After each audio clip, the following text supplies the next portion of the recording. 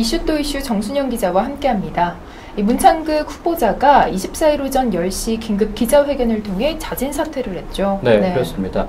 기자회견 기간 동안 꽤 많은 시간을 할애해서 자신의 조부의 독립유공자 논란에 대해서 해명을 했습니다. 문창극 씨는 문남규 그리고 삭주라고 검색창에 쳐보라 이렇게 주문을 하기까지 했었는데요. 나의 원적은 평북 삭주이다 이렇게 밝혀졌습니다. 지난 1921년 상해 임시정부에 발행된 원본을 찾아보면 된다.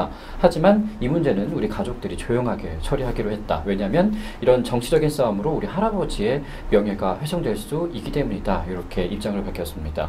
하지만 민족문제연구소는 문남규 선생이 문창극 후보의 조부라는 증거는 부족하다라고 해석을 해놨습니다. 친일 인명사전 등을 발간했던 시민단체로 알려졌는데요. 민족문제연구소는 발견된 사료를 보실 때는 출생지를 알 수가 없다라고 해석을 했습니다. 대한독립단대원으로 1920년 삭주에서 일본군과 전투 중에 사망했다고 독립신문에 실려있는 것은 맞지만 이 기사의 문맥을 볼 때 문남규 선생은 1921년이 아니라 1920년에 사망한 것으로 보는 것이 타당하다는 입장입니다. 왜냐하면 당시 여건상으로 봤을 때 요즘처럼 속보성이 그만큼 많이 떨어졌겠죠. 때문에 사건이 발생 후에 아주 상당한 시간이 흐른 후에 이 사건 기사가 실리는 것이 아주 일반적이기 때문에 이렇게 해석을 했다는 건데요. 이 문 후보자는 하지만 국가보훈처가 전격적으로 문 후보의 할아버지의 독립유공자 사실을 확인해 줌에 따라서 어느 정도 그동안 많이 억울해했잖아요. 자신의 명예가 회복이 됐다라는 판단 아래 이번 사퇴를 결정한 것으로 예상이 됩니다.